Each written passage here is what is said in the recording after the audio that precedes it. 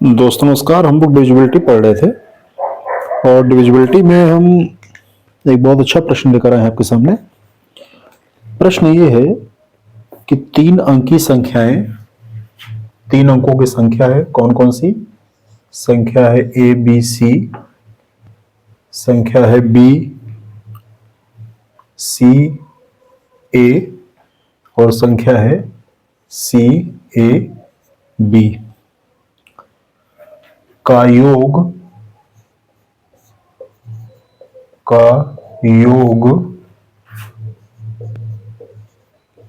सदैव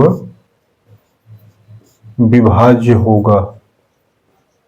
का योग सदैव विभाज्य होगा। किससे होगा? तो दिया है 35, 41, 31 या 37 से। ये कह रहा है, इसको समझिए अच्छे से। ये कह रहा है कि तीन अंकों की संख्या है। मान लो हमारे पास अंक हैं 2, 3, 5। ठीक है, तो एक बार हमने 2, 3, 5 लिख दिया, एक बार हमने 3, 5, 2 लिख दिया, एक बार हमने 5, 2, 3 लिख दिया। इस तरह से ध्यान से देखिए, ए बी सी है, बी सी ए है और सी ए बी है। तो हमने उसी क्रम में 235 लिख दिया, 2, 3, 5, 3, 5, 2 और 5, 2, 3। कह रहे हैं कि अगर इनको हम जोड़ें, इसका योग करें, तो जो भी संख्या बनेगी वह संख्या किससे विभाज्य होगी। अब देखिए, लगाने का तरीका बहुत अच्छा है, समझिए इसको एक बार। अगर संख्या के अंक 2, 3, 5 है, तो इसे हम लिख सकते हैं 200 प्लस 30 और प्लस 5। मतलब क्या है इसका? मतलब ये है, ये 2 सैकड़ा है, ये 30 क्या है?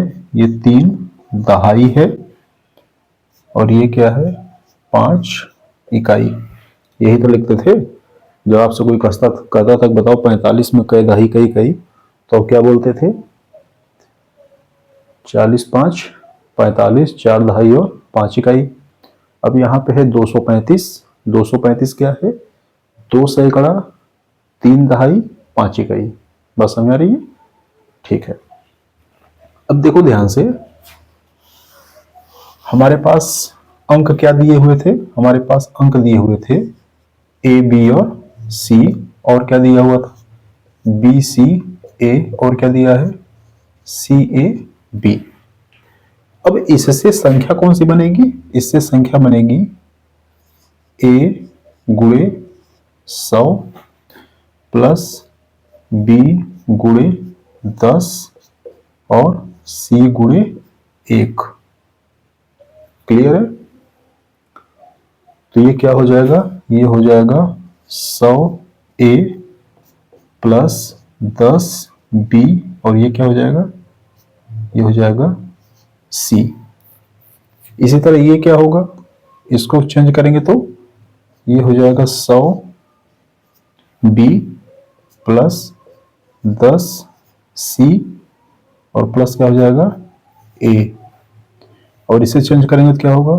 100 सी प्लस 10 ए प्लस सी, सॉरी बी। अब इसको जब आप जोड़ेंगे तो आपको क्या मिलेगा? जोड़ेंगे तो देखिए, 100 ए, 10 ए और 1 ए, 100, 10, 110, ये हो गया 111 ए। इसी तरह ये 100 बी, ये 10 बी और ये 1 बी, ये हो गया 111 बी, और ये हो जाएगा 111 सी। तीनों जोड़ने पर हमको क्या मिला? हमको ये मिला। अब कह रहा है कि ये किससे विभाज्य होगा। तो देखो ध्यान से, अगर इसमें से हम 111 कॉमन कर लें तो अंदर हो जाएगा a प्लस बी प्लस सी। मतलब ये जो कुछ भी आएगा वह 111 से विभाज्य होगा, लेकिन ऑप्शन में तो 111 है ही नहीं। ऑप्शन में 35 है, 35 111 का मल्टीपल नहीं है। 41 ये भी 111 का मल्टीपल नहीं है। 31 ये भी 111 का मल्टीपल नहीं है। 37 ये 111 का मल्टीपल है। मतलब 111 को लिख सकते हो 37 गुणे 3, ए प्लस बी प्लस सी। मतलब इस प्रकार की जो भी संख्याएं बनेंगी वो 3 से भी विभाजित होंगी और 37 से भी विभाजित होंगी। तो इस प्रश्न का उत्तर है सी, सॉरी डी, 37। तो यदि 3 अंकी संख्याएं दी गई है, उसको अल्टरनेट करके नए नए संख्याएं बनाई गई हैं, संख्याओं को जोड़ेंगे तो जो भी आएगा वह 37 से विभाजित होगा।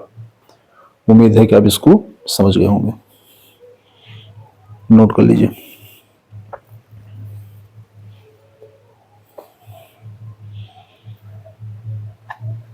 अगला क्वेश्चन लिखिए।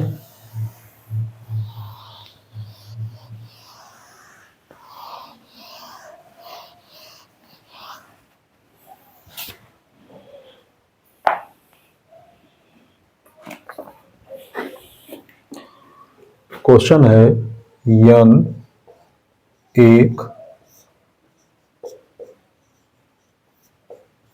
प्राकृतिक संख्या है। यन एक प्राकृतिक संख्या है। 7 यन स्क्वायर प्लस 7 यन किससे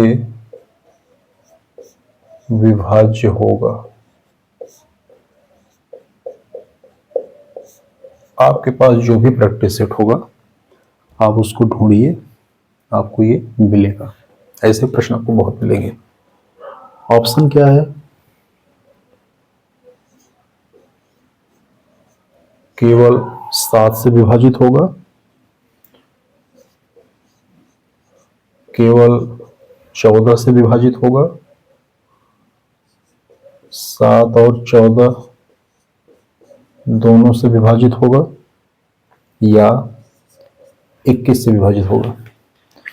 अब देखो, ऐसे प्रश्न आपको जब भी मिले तो आप करोगे क्या?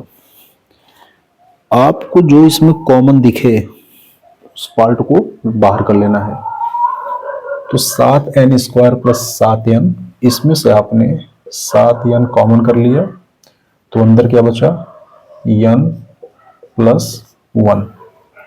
अब आप ध्यान से देखो तो n इंटू n प्लस 1 है, मतलब ये वाली संख्या इससे एक ज्यादा है। ठीक है, देखते हैं इसका क्या मतलब है। इसका मतलब समझो, यदि हम n के स्थान पर 1 रख दें तो हमें क्या मिलेगा? हमें मिलेगा 7। n के स्थान पर 1 होगा तो ये 7 1 का 7 ही रहेगा, गुणे ये क्या हो जाएगा? 1 और 1, n की वैल्यू 1 रहेगी तो 1 और 1 2, 7 गुणे 2। n बराबर अगर आप 2 रख दें तब क्या हो जाएगा? n बराबर 2 तो 7 दूनी 14 गुणे 2 और 1 3। ठीक है, n बराबर अगर आप 3 रख दें तो 7 त्रिक 21 गुणे 3 1 4। यहां तक क्लियर है? अब ध्यान से देखो भाई, ऐसे करके आप आगे करते जाओगे तो और भी मिलेगा। n बराबर 4 5 जो भी रखना हो रखिए उसको। देखो क्या करेंगे।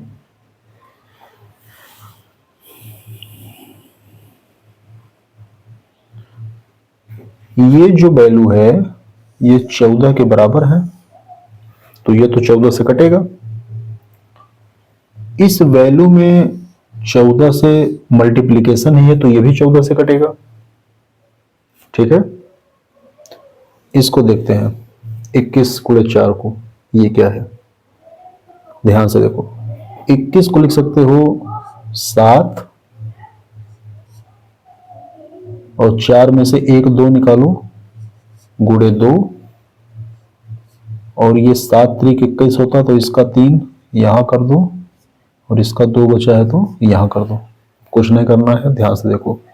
21 चौक के 84 और 7 दूनी 14 3 42 दूनी 84।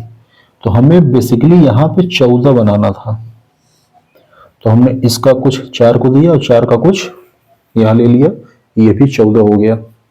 मतलब कि ये जो संख्या है ये हर जगह 14 से डिवाइड हो रहा है। n की चाहे जो वैल्यू आप रख लो 14 से तो डिवाइड होगा ही। और अगर कोई संख्या 14 से डिवाइड हो रही है तो वह 7 से भी डिवाइड होगी। ऐसा हो ही नहीं सकता कि कोई संख्या 14 से डिवाइड हो रही हो और 7 से डिवाइड न हो रही हो, ये नहीं हो सकता। 7 से डिवाइड होगा तो 14 से डिवाइड होने की गारंटी नहीं है, क्योंकि 21 तो 7 से डिवाइड हो रहा है, लेकिन 21 14 से डिवाइड नहीं होगा। लेकिन अगर कोई संख्या 14 से डिवाइड हो रही है तो 7 से डिवाइड होना कंफर्म है। इसका मतलब कि इसका तीसरा ऑप्शन सही है, 7 और 14 दोनों से विभाजित होगा। कभी गलती में 7 मत मार दीजिएगा। क्यों नहीं मारना है? क्योंकि n की वैल्यू आप 1 2 3 4 रखेंगे नहीं, आपको सीधा सीधा दिखेगा कि अरे 7 का तो गुणा है ही। ये तो बड़ा आसान सवाल दिया है, हलवा टाइप का। 7 पे आपने निशान लगा दिया, ऐसा काम नहीं करना है। वो n की वैल्यू इसीलिए कह रहा है, n एक प्राकृतिक संख्या, वो इसीलिए कह रहा है कि आप उसकी वैल्यू रखो। ठीक, चलो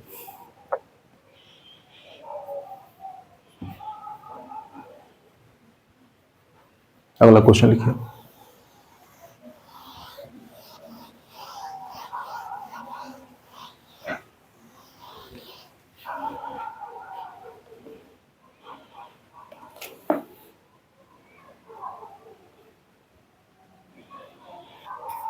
एक तो डायरेक्ट डेफिनेशन पे ही क्वेश्चन है कि एक 6 अंकों की संख्या 3 अंकों की संख्या को दोहरा कर बनी है, तो बताइए वह संख्या किससे विभाज्य होगी। कह रहा है कि एक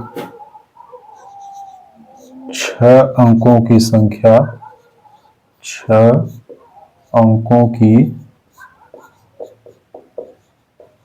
संख्या 3 अंकों की संख्या के दोहराव से बनी है।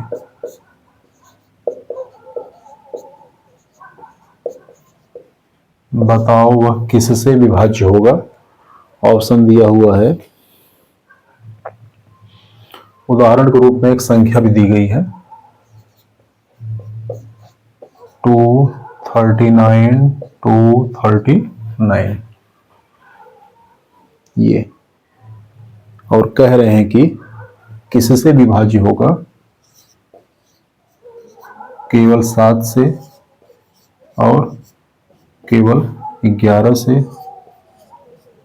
केवल 13 से या 1001 से। ये क्वेश्चन है। क्वेश्चन कर रहा है कि 6 अंकों की संख्या 3 अंकों की संख्या के दोहराव से बनी है। जैसे 239 239 239 3 अंकों की संख्या है, हमने एक बार इसको दोहरा दिया तो ये 6 अंकों की संख्या बन गई। कह रहा है कि ये जो संख्या बनी है 239 239, यह किससे विभाज्य होगा, केवल 7 से, केवल 11 से, केवल 13 से या 1001 से। देखो भाई, हमने कहा था कि अगर कोई संख्या 3 अंक की है, ए बी सी, आपको याद होगा शुरू की क्लास, तो हमने कहा था कि यदि कोई संख्या ए बी सी है और इसमें अगर हमने 1001 से गुणा कर दिया तो हमें क्या मिलता है? हमें मिलता है ए बी सी। इसका मतलब ये क्वेश्चन डायरेक्ट डेफिनेशन पे है। ये देने का मतलब ही है कि 239 का 1001 में गुणा हुआ है, तभी 239 और ये 239 आया है। मतलब इस प्रश्न का उत्तर क्या होगा? 1001। और 1001 कैसे आता है? 1001 आता है 7 का 11 से और 13 से गुणा करने पर। मतलब यह संख्या 7 से भी डिवाइड होगी, 11 से भी डिवाइड होगी, 13 से भी डिवाइड होगी। मतलब यह संख्या केवल 7 से, केवल 11 से या केवल 13 से डिवाइड नहीं होगी। ठीक है, किससे डिवाइड होगा? 1001 से। छोटा सा क्वेश्चन था, डेफिनेशन बेस्ड। डेफिनेशन आपको पता होगा तो ऐसे प्रश्न करने में समस्या नहीं होगी। अब अगला क्वेश्चन सेम इसी टाइप का है, उसको भी देख लीजिए।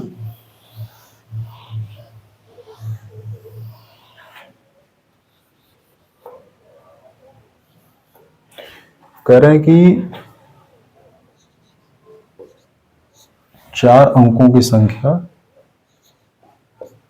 2 अंकों की संख्या के दोहराव से बनी है, जैसे 23। कह रहे हैं कि बताइए यह किससे विभाजित होगा?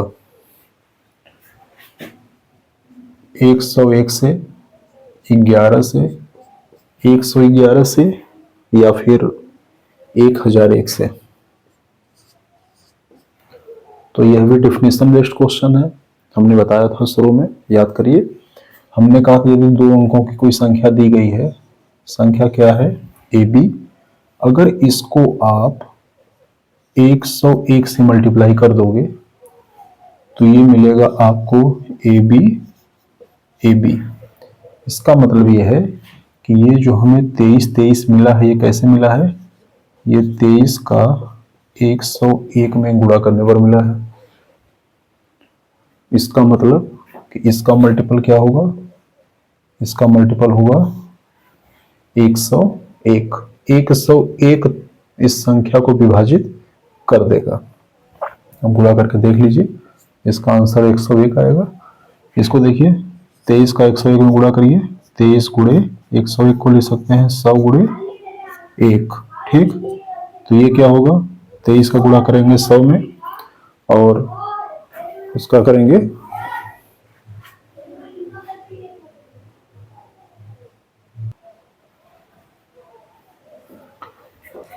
23 का गुणा 100 में करेंगे तो 2300 और 23 का गुणा 1 में करेंगे तो 23। कितना आ गया? 23 और 23। ठीक है, तो इस तरह से क्वेश्चन पूछे जाते हैं, बड़े ही अच्छे क्वेश्चन। ऐसे प्रश्नों को धूमधाम से किया जाता है। अगर ऐसा प्रश्न परीक्षा में दिख गया तो सिर्फ इसलिए दिख गया कि वो चाहता है कि आपका 1 नंबर बढ़ जाए।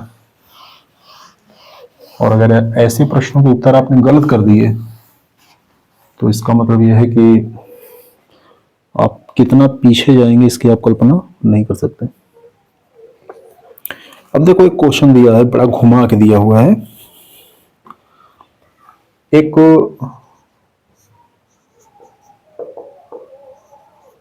6 अंकों की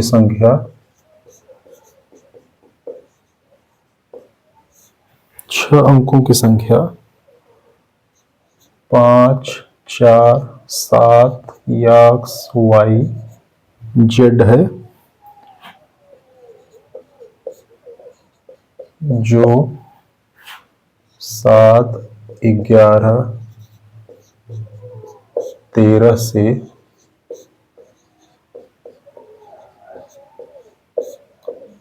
विभाजित है। ठीक है, कह रहे हैं कि एक्स प्लस जेड और डिवाइडेड बाई वाई, इसकी वैल्यू बताओ। बड़ा अच्छा सवाल है। देखो कैसे होगा। अब संख्या हमारे पास क्या है? संख्या हमारे पास है 5 4 7 एक्स वाई और जेड। अगर यह संख्या 7 11 और 13 से विभाजित है, इसका मतलब कि यह 1001 में मल्टीप्लिकेशन करने से ये संख्या हमको मिला होगा। तो 1001 में हमने किसका मल्टीप्लिकेशन किया? 1001 में हमने मल्टीप्लिकेशन किया होगा 547 का। मतलब संख्या ये एक्चुअल में है क्या? संख्या ये है 5 4 7 और 5 4 7। ठीक है। इसका मतलब कि x बराबर 5 है, y बराबर 4 है और z बराबर 7 है। तो x बराबर 5, z बराबर 7 और y बराबर 4। ठीक है। तो 7 5 12, 12/4 कितना आंसर आया? 3। तो इस तरह से इन प्रश्नों को हल करेंगे। देख लीजिए एक बार इसको।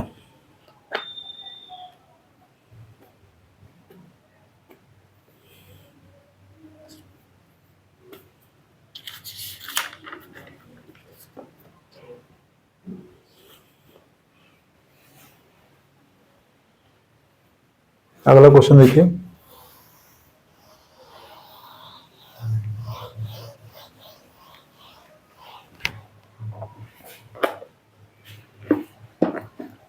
छह अंकों की संख्या 823 P2Q है।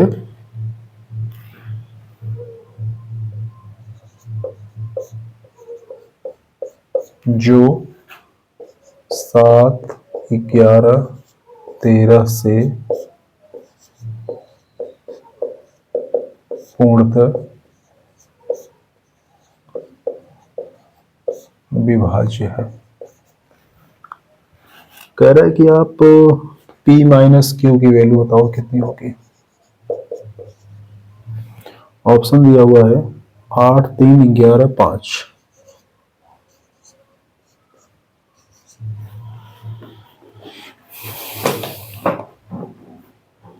देखो कैसे करेंगे। संख्या क्या है? संख्या है 823 P2 और Q। अगर यह 8 7 11 और 13 से पूर्णतः विभाज्य है, इसका मतलब कि यह 1001 से गुणा करने पे संख्या हमको मिला होगा। और 1001 से गुणा करने पे संख्या क्या होती है? संख्या रिपीट करती है। इसका मतलब कि ये 823 और 823 है। इसका मतलब कि ये P क्या है? ये P जो है 8 है, 2 बीच में लगा हुआ है। और ये 3 क्या है? ये 3 जो है Q है। मतलब यहां से P की वैल्यू कितनी आ गई? 8। और Q की वैल्यू कितनी आ गई? 3। हमसे P माइनस Q पूछ रहा है। 8 माइनस 3 बराबर 5। ये चौथा इसका ऑप्शन सही है।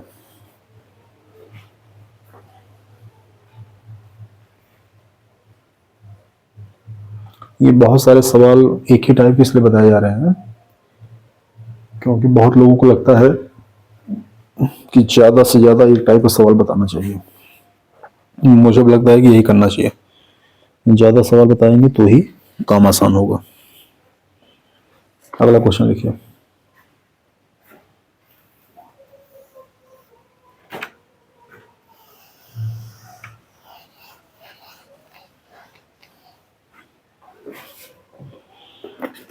6 अंकों की संख्या दी गई है 5Z3, 5Z3, X4Y,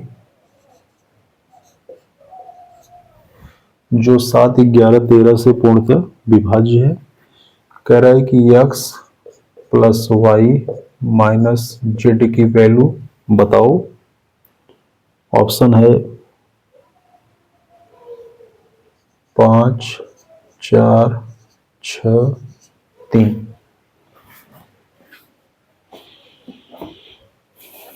तो सेम वही चीज है, संख्या है 5Z3X4Y। अगर ये 7, 11 और 13 से डिवाइड है तो माने 1001 में गुणा करने पे आया होगा, और संख्या 3 अंकों की रही होगी, उसका रिपीटिशन हुआ होगा। मतलब कैसा होगा, ABC मतलब ये पहला वाला अंक चौथे वाले अंक के बराबर होगा। तो पहला अंक चौथे अंक के बराबर, तो क्या मिला, x बराबर 5। ये दूसरा वाला 5वें के बराबर, तो क्या मिला, z बराबर 4। ये तीसरा वाला 6वें के बराबर, तो क्या मिला, y बराबर 3। पूछ रहा है कि x plus Y minus Z, x plus Y minus Z, x क्या है 5 प्लस y क्या है 3 और z क्या है 4। तो 5, 3, 8 और 8 में से 4 गए 4। ये दूसरा ऑप्शन इसका सही है, नोट कर लीजिए।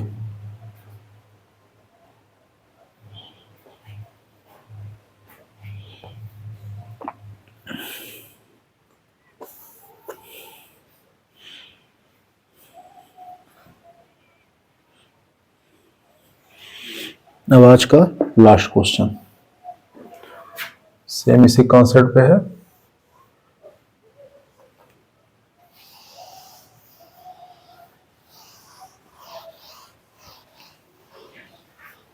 देखिए, करें कि 6 अंकों की संख्या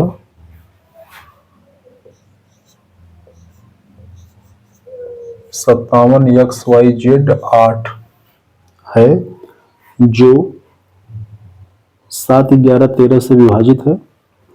आपको x minus 2y plus Z की वैल्यू बतानी है। ऑप्शन क्या है, 2, -1, +1, -2। देखो भाई, संख्या है 57XYZ8, ठीक है। अब कह रहा है कि ये 7, 11 और 13 से विभाजित है। ऐसा कब होगा, जब 1001 का गुणा हुआ होगा। और संख्या किस फॉर्म में होगी, संख्या 3 अंकों की होगी और रिपीटेशन फॉर्म में होगी। मिला के कुल कितने अंक होंगे, 6 अंक होंगे। कैसा होगा, ABC और ABC, ठीक है। जो लोग पहले नहीं देखे हैं क्लास, फिर से सुन लीजिए। ये ABC कैसे आता है, 3 अंकों की संख्या में 1001 से गुणा करने पे आता है। मतलब जो यहां पे होगा सेम वही यहां पे होगा।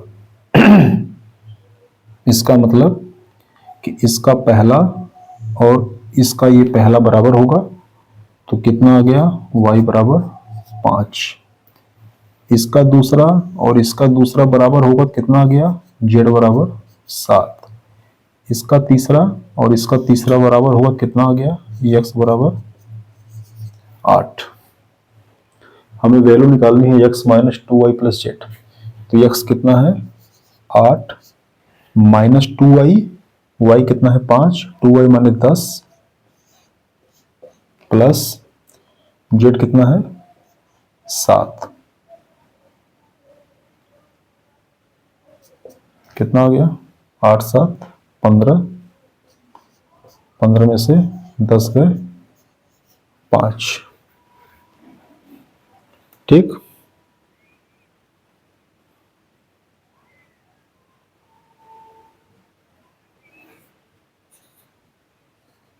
नोट कर लीजिए इसे।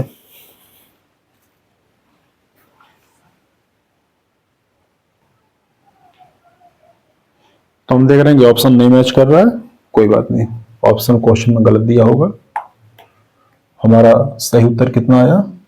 5 आया है, तो हम एक ऑप्शन बढ़ा कर लिख लेते हैं 5, तो यही सही उत्तर है। ये तो अपने हाथ में है, कौन सा हमको किताब में जो करेक्शन करना है।